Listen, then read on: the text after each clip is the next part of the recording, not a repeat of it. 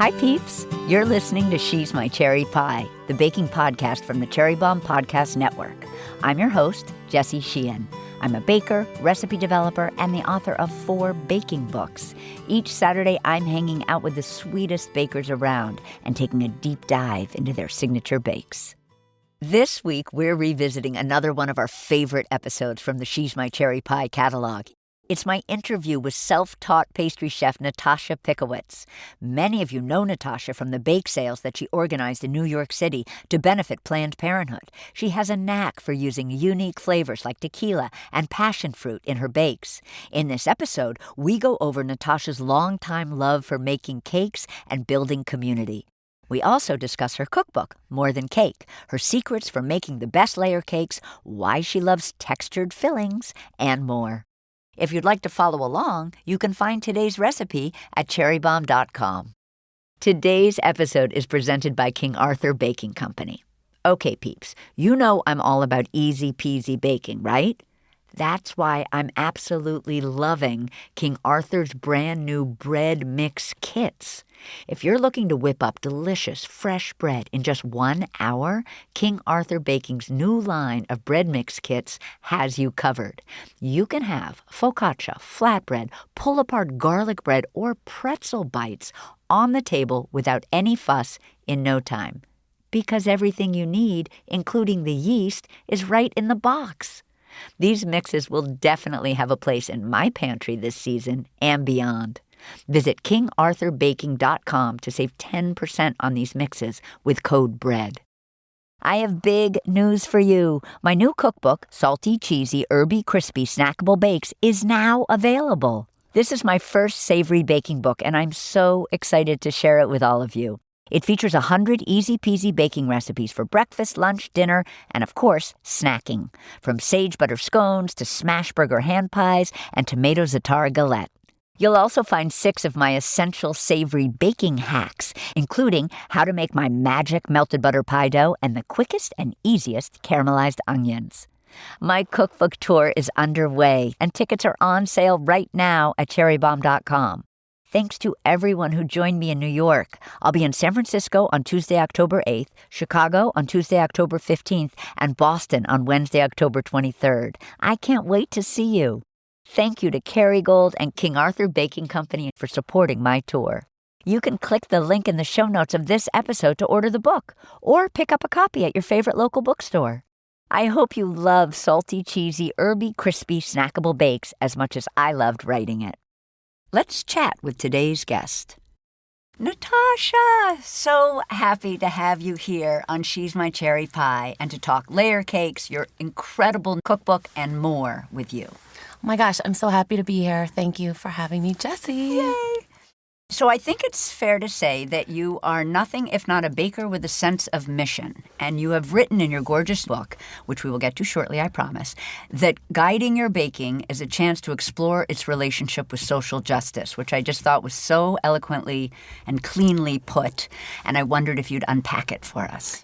I think a lot of people will ask me for advice or strategies of what they can do in their own communities and neighborhoods for different causes they believe in or values that they hold. For me, I'm like, it's different for everyone because it's this process of looking inward. It's what skill set do I have? What tools can I use to achieve a certain kind of goal? So for me, when I was looking inward, I was like, well, I know how to bake. Like, I love pastry. And I saw how pastries could have this effect of bringing people together and creating these joyful moments.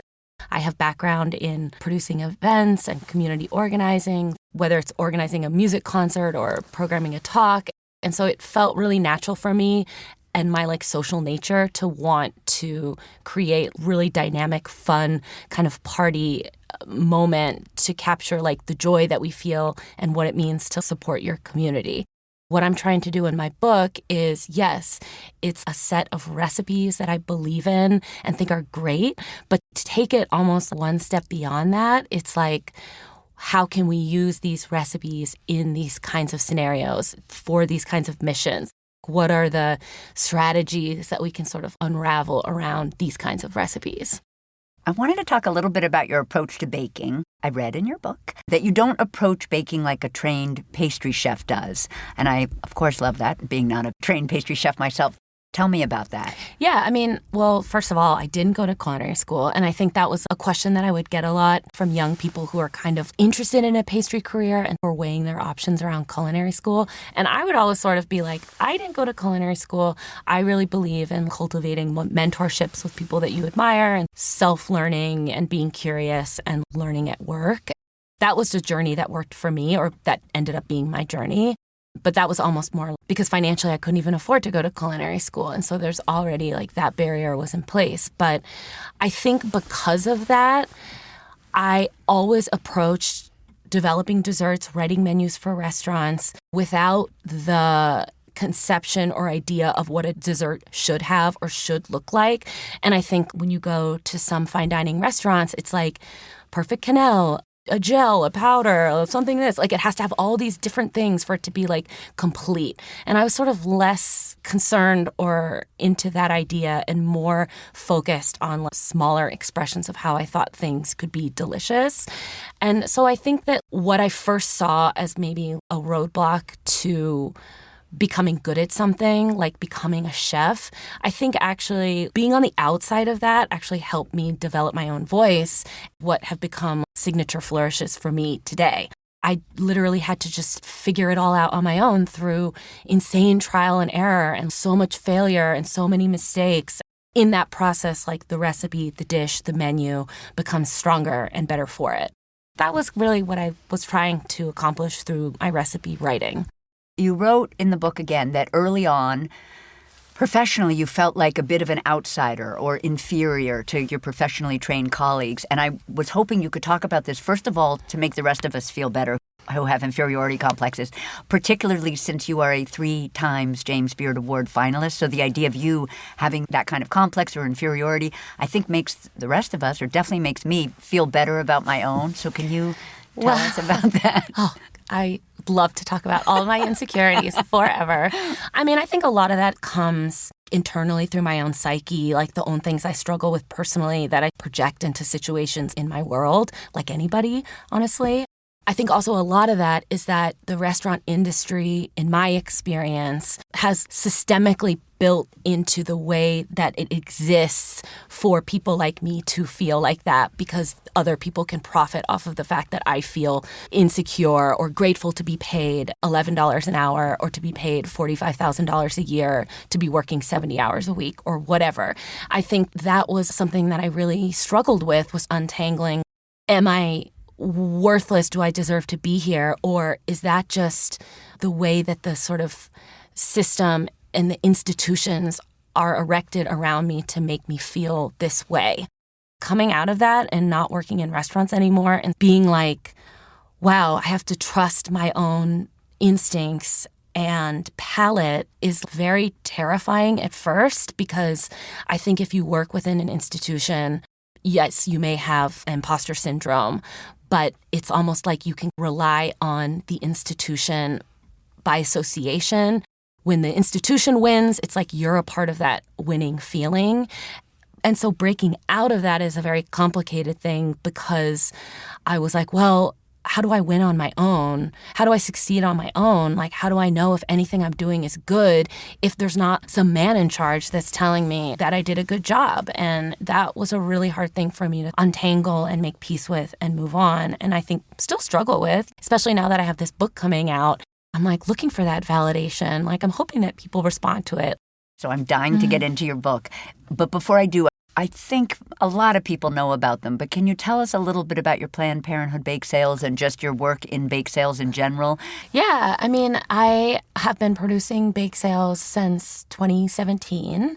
I'm not even sure how many that is. So the first 3 ones that I produced when I was the pastry chef at Ultra Paradiso were for the Planned Parenthood of Greater New York.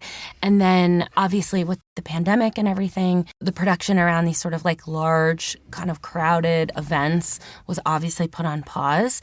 And then I started doing that again and bringing that back in last year. And so I had a really big outdoor sale at the Cherry Lane Theater, hosted with my best friend, Allison Leiby, who's a comedian, and she had just written this unbelievable show about her experiences with abortion, and it's so funny and moving and important. And so it made sense to team up with her. The bake sale was literally weeks after the news of the Roe v. Wade ruling was going to be overturned.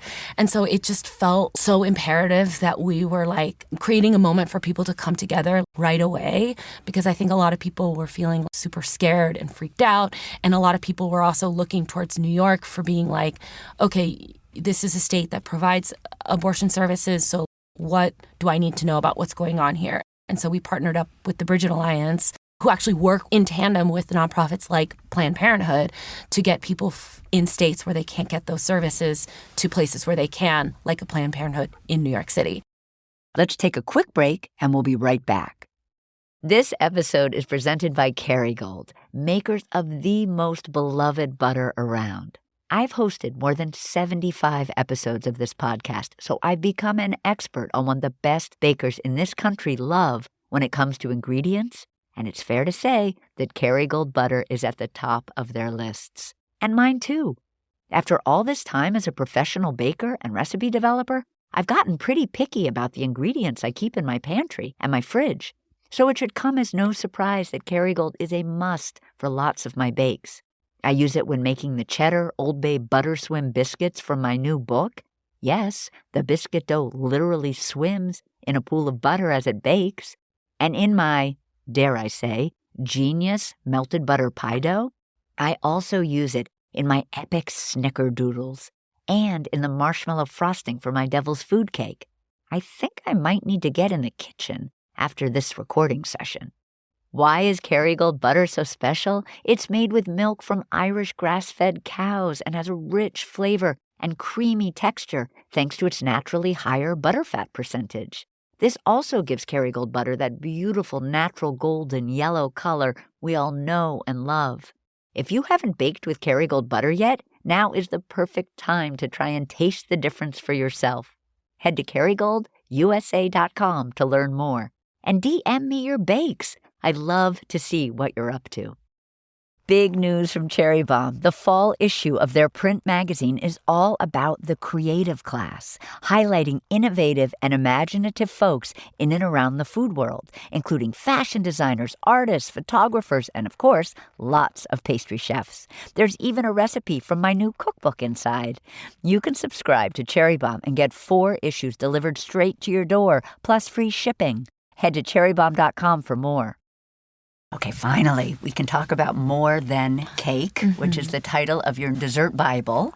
The recipes in the book are inspired, I think, by your love of art and music and literature and your Chinese and California heritage and family. The photographs are so beautiful. Talk a little bit about the process, because you shot some of it here, but then you went to San Diego maybe and shot some of it. And oh my was gosh. It like all over the place because of COVID or just personal choice? Or Great question. The thing is, without having written a cookbook before, I had no idea what was typical or how people do it. And also, I will say that when I signed my book contract, I think I barely had any understanding that the cookbook author is responsible for producing, financing, and directing the photo shoot. I was like, oh, okay, never done that before. So there was like a massive learning curve. But I think a lot of that process was really easy and fun for me because the team that I worked with was so professional, so dynamic, so incredibly efficient, like absolute joy to work with. On the artisan side as well as like on the creative photo side. So Nicole Harriott and Michael Graydon shot the book. And actually that came about through the bake sale, funnily enough, because I don't think anyone knows this, but before COVID, I was planning on having another bake sale at Altro spring of 2020. This was literally the end of February, so like weeks away from this nationwide global shutdown. They were in New York for work, and every year for the bake sale, I would always have photographers document the event because I believe in archives and I like having the records of things, and having photographs of the event was like so meaningful. And so they had agreed to shoot the bake sale. And I was so excited about working with them because I was a huge fan of their work that I saw in cookbooks and print, everything. And we had shot all of these photos, and then none of them ever got used for anything because the bake sale obviously never happened. But I was able to be like, I'm so sad we didn't work together. But I did sell this book. And could we work together if I hire you to shoot this book? And I was so blown away that they said yes, because they're like the best of the best. And it all worked out. And I was able to use the photos from the bake sale that didn't happen in my proposal to be like, these are the people I want to work with. Anyway, it was very much a process of working with my agent to understand how to budget a photo shoot, what to allot from my book advance to pay for it on a very limited budget. I'm not a rich person. And I very quickly realized I couldn't afford to shoot the book in a studio in New York. Something that felt tricky for me ended up being the best possible thing, because my parents were supposed to go to Taiwan the fall that we shot the book. They offered the house for me to write the book in, so not for the photo shoot. But then I was like, well, what if we shot the book at my parents' house free? Everyone stays in the house, and it was like camp. Honestly, it was so fun. We did 2 shoots in San Diego. So we shot in the fall in September, and then we shot the following spring in March. And we all lived in a house together with my parents' cat Hummus in my childhood bedroom. Like, we shot in my mom's studio. And I think in beautiful California weather, in September, I had every ingredient available to me. So I got all the beautiful fruit, the still life tart in the book. That was what I got at the market. It was the figs and berries and stone fruit, and it was outrageous. I think also on like a deeper symbolic level for me, being able to shoot the book in the house that I grew up in, I think the book is full of really personal flourishes like that for me, where we're not in a studio that we have to populate with props. Emily Eisen, who did all of the props and a lot of the creative direction for all the photos, she would just hand me something that she found in the kitchen, and she'd be like, this is cool, let's use this. And I'm like, oh, I haven't thought about that object critically ever. I love this. I learned so much. It's crazy. That sounds amazing. Okay, I promised. Modern layer cakes. It's an entire chapter in the book, love, and you love modern layer cakes. And can you tell us how you would describe what a modern layer cake is? I mean, I can only really describe what a modern layer cake means to me and what my preference is. And so there's a whole chapter devoted to single layer cakes, your coffee cakes, your olive oil cakes, your carrot cakes, these cakes that sort of have a crumb that are packed with flavor and different textures and can stand on their own. So with this chapter, I wanted to think more about cake as just one element equally at play with other things. For me, the dream layer cake is thin layers of cake alternating with kind of creamy, moussey fillings. It's not too sweet. The cakes themselves are almost a little bit neutral in flavor.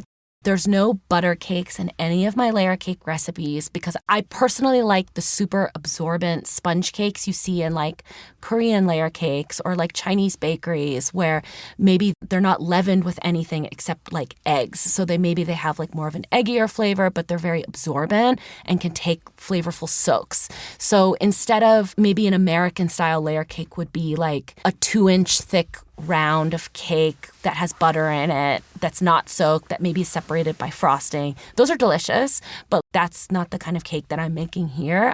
The genesis for the whole approach for me was how I started making tiramisu, which again is a very moist dessert where you're soaking the cake with a layer of flavor. There's like kind of a rich mascarpone mousse in there somewhere. There's cocoa powder, whatever. It's boozy. I love a boozy cake. So I was really inspired by how I could translate how I was making tiramisu into layer cakes. And so the way that I really like to do it is a chiffon or genoise sponge that is really no thicker than a centimeter. And it seems fiddly, but I don't like dividing cakes in half crosswise and never get the layers even. So for me, my workaround is every single cake in this chapter is baked into a half-sheet baking tray. An 18 by 13 half-sheet size of sponge cake can yield you 3 rounds that are 8 inches wide that you can use, trace them out like it's a piece of construction paper, and use to layer into a delicious cake. I'm all about, like, layer cakes for me are all about building layers of flavor through these opposing textures and different flavors. If you have something like a vanilla sponge, you can infuse it with extra flavor, whether it's alcohol like mezcal or something rich and fatty like coconut milk, or maybe it's like a simple syrup that you're adding strawberries to, whatever. You kind of are building flavor inside of the cake through syrups. And then you're adding textural elements, whether it's a sticky jam, a creamy mousse. It seems complicated and fussy, but when you start to just think of it as just building blocks, projects that you kind of check off your list, to me it feels like, okay, it's not as crazy as I thought. I agree. And reading it, just so you know, that's how it comes across. You don't feel overwhelmed by it. You kind of get like, oh, that's why I did this, or that's why I did that. And what I love about the chapter is you have your victorious layer cake triumphs.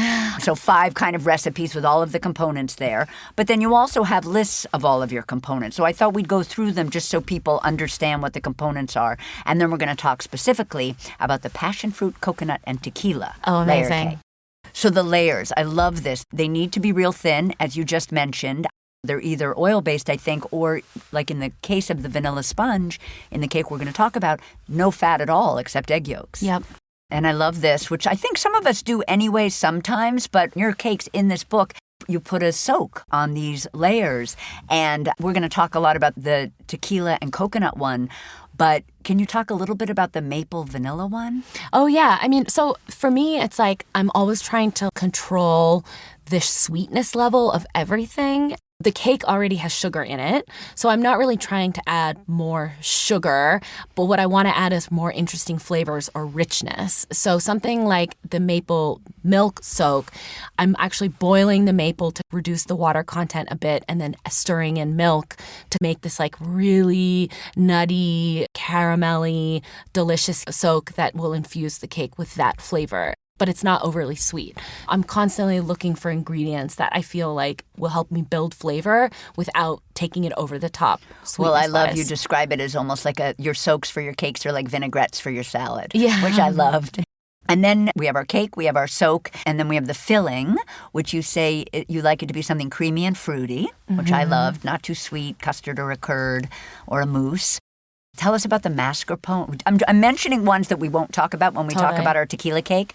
So tell us about the mascarpone mousse and honey. Definitely. I wonder if people will notice that I'm not a chocolate person when they look at this book because there are so few chocolate recipes. I have to force myself to shoehorn them in. There is a chocolate layer cake set that I love and think is insane that has ganache in it with a burnt honey that I think is delicious.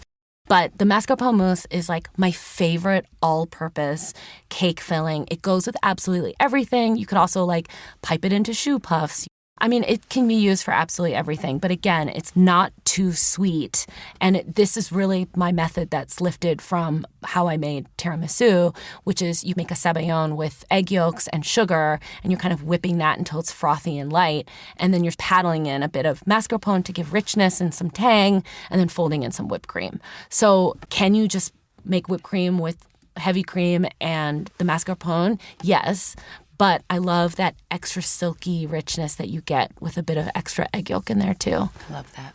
And then finally, there's a frosting, and I love this. You're so strict, and I so appreciate it. But you're frostings are only for adhering the layers together and covering the cake. But the idea is, what you basically say is the frosting is too rich and sweet to be inside of your cake. You want to cover your cake with it, which I feel like is wildly radical, but I love it. That's just my palate, I feel, where, yeah. Because the buttercreams are very rich, and I think you want everything to be in harmony and support each other. The mascarpone mousse is creamy but not heavy, and the cake layers are also not overly rich too. And again, I feel I was very inspired by some of these moussier cakes you're seeing coming out of East Asian style bakeries, Korean, Japanese style cakes where, the frosting isn't in the cake necessarily. It's more just to spackle the whole thing together at the end. I love that.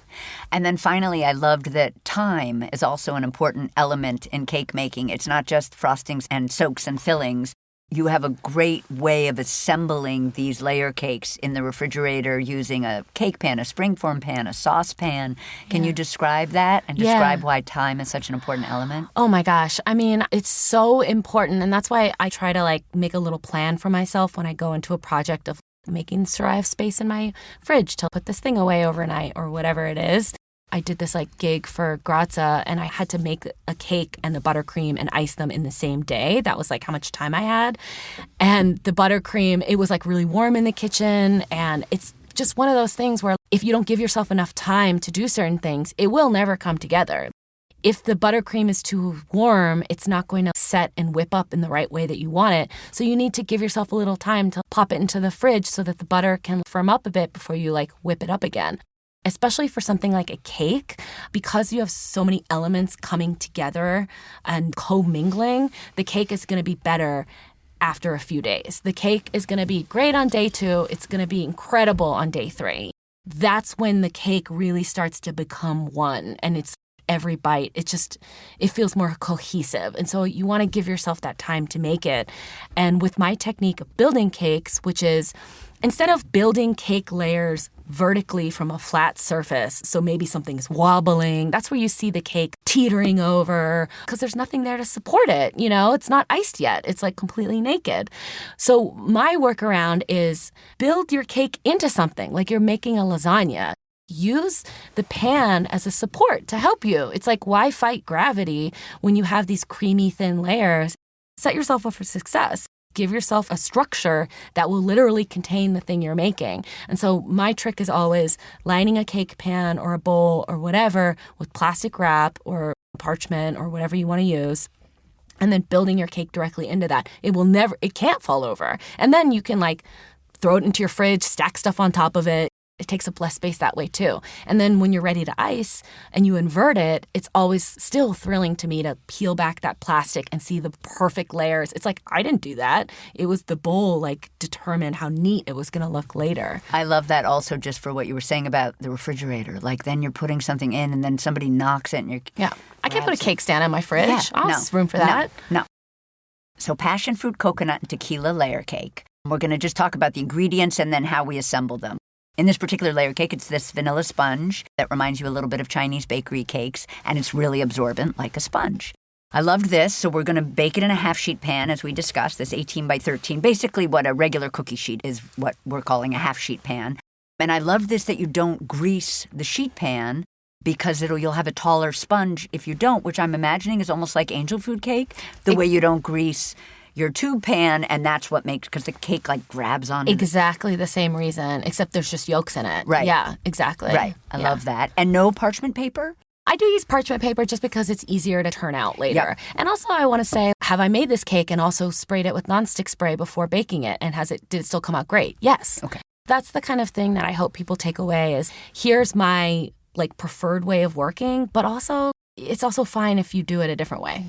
And do you have a favorite half-sheet pan brand that you could share? I love All Clad.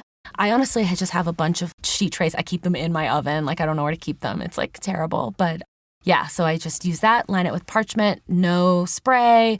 When you're looking at, like, a butter cake or something like that, I'll do the nonstick spray so it's easier to remove later. Yep. But, yeah.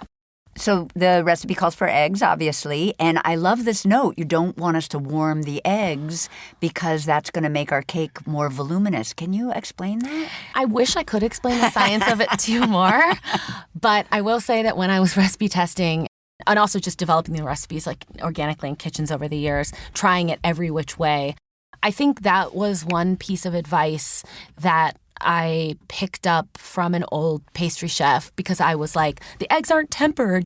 Everything has to be like room temperature. And she was actually like, no, they'll whip up better if you just go from cold. And I like that because I've noticed that once eggs are room temperature, it can be harder to separate the yolk from the white, and the yolk might break more easily, which is frustrating when you're trying to get clean whites. So if you just do it when they're cold, it's very simple. Like, it goes by really fast. I wrote that down, make separating easier. Yeah, no, I love that because I think for a lot of us, and I know for home bakers too, not that I'm not a home baker, I am, but all those little steps of bringing everything to room temp, if you know you can skip a thing like that in this recipe with the eggs, I love knowing that. So you're going to separate your eggs.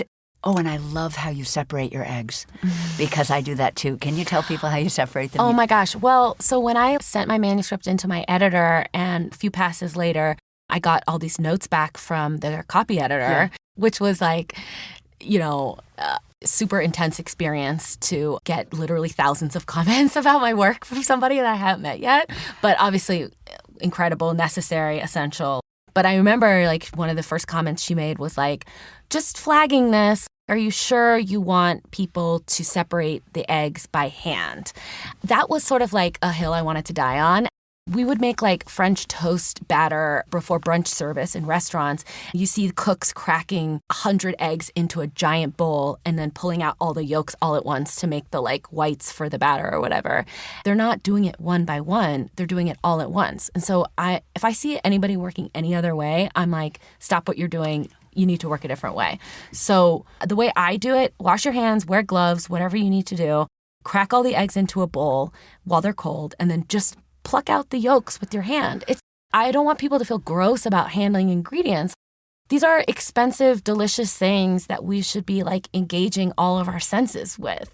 I'm not going to like pass the yolk from a shell to shell. Like I don't have time for that. That's exactly how I separate my eggs. I was so happy to see it in a book. So you've separated your eggs, and then you're going to whip your yolks with some granulated sugar for 5 minutes, add a little bit of vanilla. Do you have a favorite brand that you like? I mean, I love Hilala, obviously.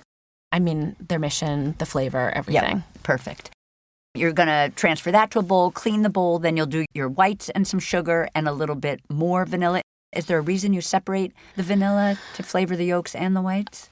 I like adding a little bit of that liquid at the end, just in case I like take things a little too far. It kind of helps me smooth out the mixture. I love that. And we know we're done when there's like a soft, floppy peak. So you pull it up and you see it droop a little bit. I love when you talk about the network of bubbles in meringue and how strong meringue is. People don't give meringue enough credit for its I learned that from Claudia Fleming. I read that in one of her books where she was like, the number one thing people do is like overbeat their whites, and it's actually people don't realize that if the whites look too soft, that they're going to be stronger in the oven when they rise. I love that. And I'm like, I trust Claudia. Yeah. Claudia for the win, always. You're going to sift in some flour, all-purpose flour. Do you have a favorite? I love King Arthur. But yeah, I just use like a AP. And then some kosher salt. Are you always using kosher? Always using Diamond. So you're sifting the flour and the salt into your yolks and incorporating. Then you're going to add that meringue in. And I like you say fold confidently and with strength, which I appreciate it. In life, basically, I want to fold confidently. Well, you see somebody like with these tentative little motions, and I'm like, you're deflating the meringue faster than if you just went in and just got it done. Yep, 100%. So you're pouring that into your sheet pan, you're baking. We know it's done when we just touch it and it springs back. There's no sticking in a toothpick for crumbs or, no need. It's so thin. Love. Because I'm always thinking you have to put a toothpick in everything. But you're right. If it's really skinny, you can just feel it with your finger. Do you have a tip for removing the cake? Because I know that can be hard for people. Do you need to go around the edge with a butter knife? I mean, another indicator of doneness with the cake is that the edges of the cake will slightly pull away from the sides of the pan. So it kind of naturally wants to pop out on its own. And I think if you're lining the sheet tray with a bit of parchment or silpat, then it'll make removing it easy because, it won't stick to anything. Butter knife, great. Desert Island Pastry Tools is definitely the small offset spatula because it doesn't have an edge that will scrape or ruin a pan surface. And it's slightly flexible, so it really gets into those corners. I will let the cake cool completely in the pan first, and then I'll run an offset around the edges of the cake to loosen it, and then flip it over and peel off the parchment. And will you flip it onto a piece of plastic and immediately chill it? Or could you assemble this cake from just a room temp cake that you just baked? For sure. Okay. And also this sponge, even completely frozen, it doesn't ever feel frozen. Love that. So it's not hard. So even if you threw it in the freezer, it's never going to get brittle because it's like sugar and eggs. Yep. So I love that. So that's resting while we continue with our other components. Although some of these components you probably could have made first if you wanted. You could make your soak ahead of time. You could make your fillings ahead of time. But the soak here, yum, yum, yum, is a tequila coconut soak. Not too sweet, as you say. You're going to combine coconut milk. Do you have a favorite brand of coconut milk? Not necessarily. I just look for like organic, unsweetened, full fat. Great. And then I just make sure I like re-emulsify the fat layer on the top of the water. Separates. And then you add some tequila. Do you have a favorite brand of tequila? Well, I think it's also great with mezcal if you want kind of like a smokier note. I just use like an El Jimador tequila. Yep. This is where time and resting really comes into play. If you feel like that flavor of raw alcohol in pastry almost has a burning feeling, if you let it sit and rest, then those flavors become so much more mellow and rounded. And so that's really where time helps the soak become itself and like bloom inside of the cake. So It's almost like infusing, like a cold infusion, like where you put lavender and cold milk or cream to make like a lavender whipped cream, and like the longer you let it sit, it doesn't taste floury by the end. Exactly. Yeah, I love that. So I love this too, that the coconut milk and tequila go in a mason jar, and then you kind of just shake to sort of bring those two together. But then you need to heat in the microwave before you use. Oh, I just found that if you are making the soak in advance, that it chills some of the fat in the coconut milk could re-solidify. So I think you only really need to take the edge off of that if you see that happening. But if you're like making the soak the day that you're going to put the cake together, then there's really no need to warm it. Okay, perfect. I wasn't sure if maybe the warmth of the liquid helps, I don't know, absorption, etc., but that's good to know. Then in this particular modern layer cake, there are two fillings, which I love. There's a passion fruit curd filling and then also a coconut streusel filling. Streusel is bringing texture and flavor to the cake. It's vegan, gluten-free. It sounds like perfection. It calls for white rice flour. Is there a brand that you love? King Arthur makes a great white rice flour as well. And you need that for this grainy, soft texture that you want from the streusel. And you say don't substitute it. Like it's rice flour is really what you want here. I've tried that recipe with wheat flour, and I think what I love about it that makes it special is it has a sandy texture that is not hard on your teeth. If it's baked too long and it can feel pebbly, it's actually like a very soft, delicious streusel. So that's why I do it that way. Sounds so yummy. So you combine the white rice flour with granulated sugar and kosher salt with your fingers and drizzle in some coconut oil. You want it to be in its liquid state, so that might be something where you have to heat it up in like the microwave or in a little saucepan. It'll just be easier to incorporate into the streusel if it's a liquid. So you drizzle in a little bit of coconut oil until it's like wet beach sand, which I also love. And then you're spreading it on your half-sheet pan and just baking till brown and fragrant. And I guess it seems like it almost comes together in a big piece, and you need to break it up with your bench scraper. I love that. Fun. And is there a brand of bench scraper? I love all the Ateco ones. I think they're nice. Yeah. King Arthur also makes a really nice one, but it's a little bit more expensive. I think it's like $25. But yeah. I love a bench scraper. Then the passion fruit curd is the other filling. You give a little bit of history about curds in case people don't know, about wanting to make them with a not very sweet fruit because there's so much sugar in them to preserve them and give them a velvety mouthfeel. In this particular curd, you need some gelatin, and you talk about both sheet gelatin or powder. Do you have a preference? Yeah, I do prefer the sheet gelatin. It's just easier for me to measure out an actual sheet than to get a teaspoon out or a gram scale to figure out like the granules. I think that's more of like industry standard than the granulated gelatin. There's definitely like a structural function for gelatin in this curd. If you were making a curd to just spoon into a pavlova or to make a little ice cream sundae or whatever, I would say you don't need that gelatin because you're just drizzling it over something. Here, it has a structural purpose, too, which is you don't want it to squirt out the sides and be too runny. So the gelatin is something that really helps with that texture and keeping it in place. But yeah, I love the sheet gelatin for that. I just learned to use that in a bakery before I ever learned to use powder. Same. So I still feel like, where are my sheets? Right. So you're going to put the sheet gelatin into a bowl of ice water or the powder in a little bowl with a tablespoon of water and let it sit. You're going to melt some sugar, which is granulated. Granulated sugar with some passion fruit juice or puree. And you mentioned the Boyron brand. I love that brand, too. And it's easy to find. You Google it and you can find it online. Yeah. Easily. And you simmer it. And you say only to a simmer. You don't want... Yeah, I don't want to reduce that liquid at all. All you really want to do is make the mixture hot so that you can thicken it with the eggs later and to dissolve the sugar. Yep. And then you're mixing cornstarch and a little sugar and that hot passion fruit juice to make a slurry. Can you explain what a slurry is? Yeah, so I think cornstarch is notoriously fine and powdery, and if you dump it into something that's very liquidy, it will just clump up. It's hard to sort of dissolve evenly. So with a lot of those kind of powdery textures, I like to temper before introducing to a larger volume. So what I mean by that is whether it's powdered pectin or cornstarch or whatever, flour, you're introducing a small amount of liquid, just enough to whisk up that cornstarch so that it gets dissolved in a smaller amount of liquid so that when you reintroduce it to the larger pot, it won't clump up. It'll just evenly melt away. Makes sense. And in the bowl with the cornstarch, you're going to add your egg yolks and remaining sugar, and then you're gonna whisk, but then you're gonna begin tempering with the hot mixture that's on the stovetop. Can you just explain what tempering is? It's the same technique that I would use to make a crème anglaise or a base for an ice cream, which is eggs in this case act in concert with the cornstarch as a thickener for the curd. If you introduced raw eggs into a almost boiling hot substance, you would get scrambled eggs. And so the way that you can prevent that is sort of by, again, tempering them, which is introducing a small amount of hot liquid to the yolks to kind of like protect them and gets them, it meets it halfway so that you're controlling it in a side bowl. And then when you introduce it to the larger pot, the egg proteins don't scramble. As long as you keep agitating the mixture and stirring it, it will just thicken instead of forming those weird protein strands. But again, have I made a curd and the eggs have scrambled a little bit because I rushed a certain step? Yes. So what's the workaround around that? Don't throw away all your great work. Like, I just strain it and it's fine. Or if you have like a immersion blender or whatever, you can buzz it up and it'll be fine. Yes. I love those little tips for not having to throw everything away. Never. I hate throwing anything away. I know. Once it's all tempered, you're going to put it all on the stovetop, cook it for 3 to 4 minutes, add your bloom gelatin. And this I love.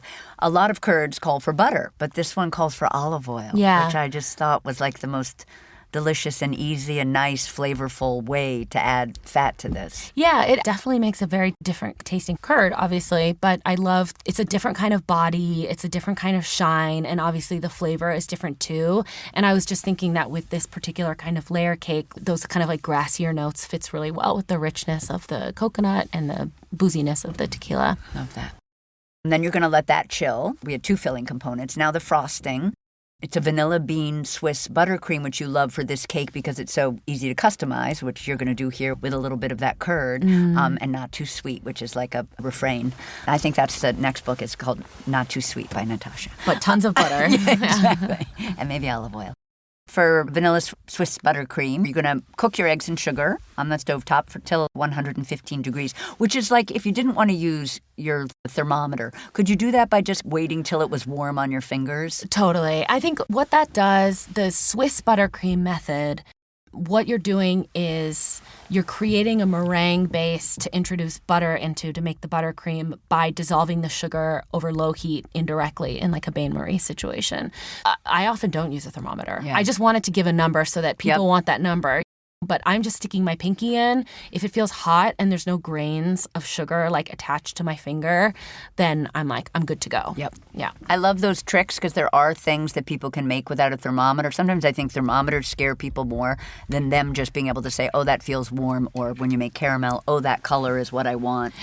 Exactly. I think that's a great point because I'm less about 30 minutes until it's done baking and more about how are we engaging our senses to inform us intuitively that something is done baking. Yep. So instead of being like, well, it's 30 minutes, it must be done, it's more like, well, yeah, what does it smell like, look like? Is it pulling away from the sides? Is the fork pulling cleanly? Yep. Whatever. Once it is warm to the touch with our pinky method, you're going to beat it in a stand mixer till cool, and you add a little bit of confectioner sugar, which I haven't seen. Is that for the cornstarch that's in the... What's this powdered sugar doing here? Mm-hmm. I love the texture that powdered sugar can give like a buttercream, which is almost like a matte kind of finish. Powdered sugar does have a little cornstarch in it, so it has that kind of like powdery matte finish, which I love that mouthfeel. But also I think it helps structurally with the buttercream too, because you're introducing so much butter at the end that I think it helps the buttercream be a little bit more supple so it doesn't feel too buttery like on your palate. I love that. I think that's a great trick. So we add a little bit of the powdered sugar, beat until glossy and stiff, add vanilla bean. Can you substitute extract? Definitely. Yeah. I just love seeing the little flecks in the frosting. It's so pretty. So pretty. And I love that when you describe how you get the seeds out of the vanilla bean that you call it harvesting. Maybe everybody does, but I love that. Harvest your vanilla bean. So satisfying. And maybe just describe that for people in case they don't know how to get the seeds out. Yeah, so like the seeds or the caviar or whatever is actually inside the pod. So what I'll do is I'll take like a small serrated knife and run it down the length of the pod and sort of open it up like a book, flaying it, I guess. And then I'm pressing the two sides so that they're open. And you can always tell when a vanilla bean is really good because the outside will almost be greasy and it'll be really soft and fat. Whereas sometimes with cheaper vanilla beans, they feel desiccated and almost like bark. The whole process that goes into vanilla is like out of control. It takes years and years to cure a vanilla bean so that it's ready for us to use. The whole like history behind it is super crazy and intense and fraught. But so anyway, that's why I'm like, if I'm going to use vanilla, it's going to be the good stuff made by good people. Yep. That's important to me. So then I'll like run, not the sharp side of the knife because I don't want to tear the pod, the outside leathery part, but I'll run the dull side of the knife down the length of the pod to pull up and harvest all of that vanilla bean paste, caviar, goo, whatever. And then you extract so much that way. But even then, I won't throw away the pod. Even then, I'm like, well, this is steeping in a syrup or I'm throwing this into whatever. Can you just put it in like granulated sugar? Yeah, absolutely. Yeah. And then it like makes you vanilla sugar. I love that. Yeah. So we put our vanilla in, then we're going to add unsalted butter, softened unsalted butter over like 4 to 5 minutes. And you say it might break while you're first adding that butter, but just you keep going. And we're using a whisk attachment at this point. I didn't mention that this was a stand mixer. Or is it the paddle? I would do whisk all the way. Okay, perfect. Yeah, you just want to incorporate tons of air and volume. And that helps bring the temperature of the mixture down as well. Perfect. And then we're going to add our kosher salt, beat for 5 minutes, and add some of the passion fruit curd that we made. Yes. Some of it's in the filling, but some of it gets put in this frosting. I love what this curd does to buttercreams. It makes it so silky. The texture is out of control. It's this beautiful kind of pale yellow, but it just adds this amazing richness to it, and it makes it really easy and fun to frost, where you just get this really velvety, yummy, swoopy kind of thing. It's just fun. Now this is really fun. Now we're going to assemble this cake. You have to tell people how you get your 3 8-inch rounds from your half-sheet pan because it is amazing geometry, and I'm so impressed. But basically, we've baked up our cake in our half-sheet pan, so it's skinny and it's 18 by 13 inches, and then you have this fabulous way of how to cut it into 3 rounds. And I just want to say, incredible photos in the book. Sometimes I'm more of a visual learner, and so I'm reading it, but you can look at the pictures and understand perfectly. 100%. And that was my editor, Judy's idea. She was like, I think we need a drawing here. And I was like, you're absolutely right. I'm anticipating that a lot of people are going to be like, can I just bake the whole cake batter in one cake pan and then divide it into thirds? And I'm like, well, first of all, I don't think the cake will bake as well because the amount of batter that you're making, I don't think the cake will be as fluffy. I think the texture will be different. And second of all, I think you'll find that it's very hard and frustrating to slice 3 1-centimeter thick layers from one cake. Maybe there's a tool out there that will do it, like a cheese string or something. But for me, I'm like, give me an arts and crafts project where I'm tracing shapes onto something and cutting them out. I can do that. So I just trace an 8-inch round of like parchment or paper or whatever. The dimensions of the cake are such that you really can use every single piece. If you trace out a circle in the bottom left-hand corner and the top right-hand corner, then you're sort of left. That's 2 perfect circles. Great, done, set them aside. How do you get the third inside circle? And I always use this like Frankenstein layer as my middle layer because then I have the 2 nice layers on the outside, which makes icing it later really easy. Also, I want to say that, like, I know Christina Tosi has detailed this technique before with how she does layer cakes. Like this, I think this is something that a lot of chefs who are thinking about ingenuity in kitchens, like reducing amount of waste to incorporate with their layer cake building. So once you trace out 2 round cake circles from the opposite corners of the half sheet tray, you're left with sort of these like little scrap areas. Little crescents or like little half moons. So from there, I'm tracing out 2 little half circles and then using this like bar in the middle to kind of cobble together that middle layer that's made out of actually 3 scraps of cake. But the way that the cake rests and soaks and chills, you cannot even tell once you slice into this thing. It will just look spectacular. No one will be like, this isn't a full, so I'm all about like, it's fun to like patch it together and use every single piece of the cake from like one half sheet. I love it. And if it sounds confusing, which it doesn't, because Natasha explained it beautifully, it also is really well laid out for you in the book, which I loved. I love the idea you cut out your parchment round so you know exactly your 8-inch shapes, but you suggest like a little paring knife. Do you at home have a huge cutout that you use, or do you end up, like, could someone buy that does that exist? Almost like a huge metal cookie cutter that was 8 inches wide. Oh, you totally can. Yeah, I mean, a ring mold or a big cookie cutter. Yeah, that would be amazing. I thought that sounded kind of cool. I was like, ooh, cutouts. Ooh. Yeah, definitely. We've lined, let's say, a large 3-inch high cake pan with plastic wrap. We're going to put one of our 8-inch rounds in the bottom. Natasha said we'll save that Frankenstein one for the middle, but the bottom, which will be the top of the cake, is just that perfect 8-inch round. And here you have us make a little bit of whipped cream for this recipe, and I wondered about why we needed that, and I know you're not flavoring it. I mean, the curd is super flavorful, but it is rich, so I like having a little bit of whipped cream in there, too, to sort of give you that kind of creamsicle, like milky, creamy, and also like tangy element inside the cake as well. So, love that. Yeah. So you whip up a little bit of cream till stiff peaks, then you're going to dab about a 1/4 cup of that soak that we made, the coconut tequila soak. The verb you use is dab, which I love, but are you brushing? What's your... Yeah, I'll put a pastry brush in the soak and let it soak travel the bristles. And then this cake is so absorbent, like a sponge. If you just make contact the brush to the cake, it just transfers the liquid over. Yeah. So there's no need to agitate the surface of the cake, which might bring up crumbs or anything. You can really just like dib and dab it on. I love it. Whatever. Yeah. I love that. So we're dabbing our soak, and then we're spreading 2/3 cup of the straight up curd, and then a 1/4 cup of the streusel. So there's lots of texture and flavor here, which is incredible. Then you're spooning half of that whipped cream. That's going on top.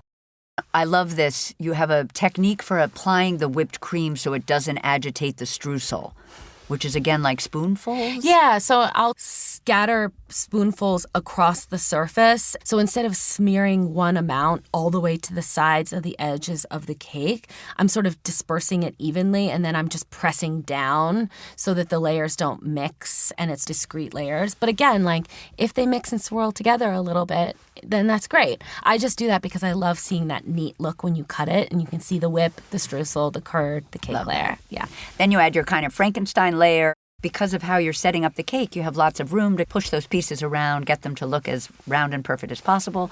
More soak, more curd, more streusel, more whipped cream, your final layer. And then you're going to rest. You like to rest this cake in the fridge for like 8 hours? At least, I think, because like you'll really start to see that the curd will set back up with activate the gelatin, that the whipped cream will be firm, the cake will be chilled and more structured with the added soak. I mean, sometimes I'll throw it in my freezer and I'll like completely let it get frozen, which makes icing it even easier. Yeah. So either way. But yeah, you want to give yourself overnight or like a long day or something. And then you're going to invert the cake onto a cardboard round, ideally, I guess, on a cake turntable. If you want a cardboard round, which is like what industry folks will do if they're making multiple cakes and like need to move them around. But if you're also just making a cake for a dinner party at your home the next day, you can just invert it directly onto a platter or a cutting board and just whatever you want to present it on. Perfect. I mean, a turntable is great for decorating. If you don't have one, do you have any suggestions, or do you just... Yeah. There was a period when I was testing it where I like lost half of my turntable because it's the kind where like the top like hooks it, kind of like jams into the base, and I couldn't find the top. To that, I would just say, you can just artfully apply icing using an offset spatula or a butter knife or whatever, and it doesn't have to look perfect. You can still smooth out the edges or use the back of like a bench scraper to get that kind of straight edge. For your technique, you like to kind of start with the frosting on the top, get that all settled, then do the sides, then go back to the top, scrape off anything, do the sides. I'm like, is that how other people do it? I don't know. Do I start with the top? I mean, I so rarely am frosting a layer cake. Yeah. But anyway, just the way you described it seemed to make sense. I think what I was struck with is I think you say half the frosting on the top and half on the sides. And I think I would worry like, oh, I need more on the sides. But so much of it comes off the top that gets spread on the sides. That's actually a nice way in your head to figure out how much frosting to use. Obviously, the frosting should be room temperature when you're doing this. Then we get to a very Natasha part, which is decorating. Yes. This particular cake you like to decorate with petals, like tulips and roses and pansies. Is this a really dumb question? Can you eat those? I think it depends. I mean, it depends. You actually can eat tulips. Don't decorate with anything toxic that's not edible. But also it's like how you're sourcing the things too. Yeah. So If you're buying roses from a bodega, like those will be sprayed with pesticides and grown for decorative purposes, not for eating. But if you go to a specialty store or like an Eataly or Whole Foods, like they'll have edible flowers in the produce section. And then you know that those are like organic or not sprayed with pesticides, safe to eat. And of course, if you grow your own flowers, like I do in my backyard, then I know that they're also safe to eat. I also love this. You say the decorating should be effortless, like a vase of flowers dumping over onto your buttercream. And I just thought that was such obviously not all the water splashing on your cake, but I loved the idea of just the natural fall of the flower. Yeah, I think that was just coming from, as I was like trying to develop my like aesthetic and approach to decorating cakes, which is something that I feel like is very intrinsic to me and how I think about pastry. I found that the more I would fuss over something, the less satisfied I would be with how it looked. Like I would try to make a perfect looking thing and arranging all the flowers and making it look a certain way. And I would never like it as much as when I just did something simple. Yeah. And just kept it simple and loose and kind of like free and sort of organic looking. So true in life. Like the less you do sometimes, the more impact. Yes. Yeah. Just not being too studied or fussy. Yeah. And I loved that. Well, I just want to say thank you so much, Natasha, for chatting with me today. And I just wanted to tell you that you are my cherry pie. Thank you so much. This was so much fun. That's it for today's show. Thank you to King Arthur Baking Company and Kerrygold for supporting this episode. Don't forget to follow She's My Cherry Pie on Apple Podcasts, Spotify, or wherever you listen, and tell your pals about us. You can find today's recipe and more information about my book tour at cherrybombe.com. She's My Cherry Pie is a production of the Cherry Bombe Podcast Network. Thank you to CityVox Studio in Manhattan. Our producers are Carrie Diamond, Catherine Baker, and Jenna Sadu. And our content and partnerships manager is London Crenshaw.